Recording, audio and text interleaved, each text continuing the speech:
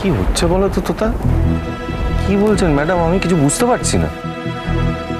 আমিও জানি না, শুনতেই তো পেলে কি বললো। তুমি সেই কাজটা করলে? তোমাকে বারবার বলা সত্ত্বেও তুমি থানায় গিয়ে পুলিশটাকে আনলে? তার মানে তুমি সব জানতে?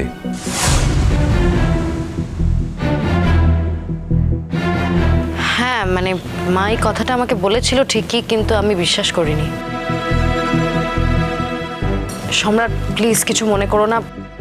কোথাও হয়তো মা একটু ভুল বুঝেছে। না মানে মনে আর কি করব,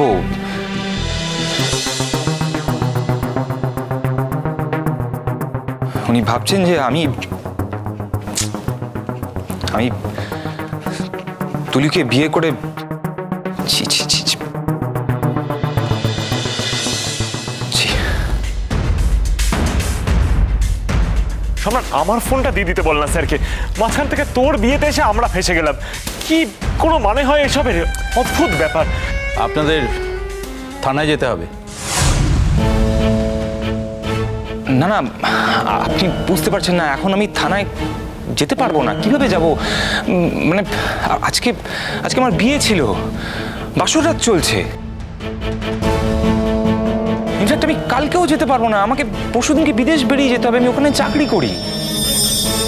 আপনি ঠিক কোন ভিত্তিতে আমার উপর সন্দেহ করছেন আমি তো বুঝতেই পারছি না। শুধু আমার সময় নষ্ট করছেন, আমাদের সবার সময় নষ্ট করছেন। দেখুন, আমি বিদেশে চাকরি করি, আমাকে সেখানে যেতে হবে পরশুদিন। কোন অফিস? ঠিকানাটা দিন তো। দেবো, নিশ্চয়ই দেবো, কিন্তু তার আগে আপনি আমাকে বলুন যে আপনি আপনি আপনি কিভাবে আমার উপর সন্দেহ করতে পারেন? আপনি আপনি আমার উপর চার্জ করছেন কেন? আপনার এগেনস্টে সন্দেহ নাই থাকতে পারে, কিন্তু আপনার বন্ধুর এগেনস্টে তো আছে। তার মানে ধরে নিতে হবে যে ওর সঙ্গে আপনার লিঙ্কটা আছে।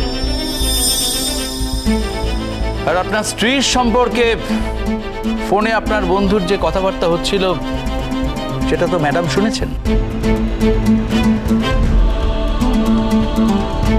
উনি কি শুনেছেন না শুনেছেন সেটা তো আমি জানি না। আপনি কি শুনেছেন? না তো, আমিও শুনিনি। আগে আপনি ক্ল্যারিফাই করুন ওনার কাছ থেকে উনি কি শুনেছেন, তারপর আমার সাথে কথা বলতে আসবেন প্লিজ।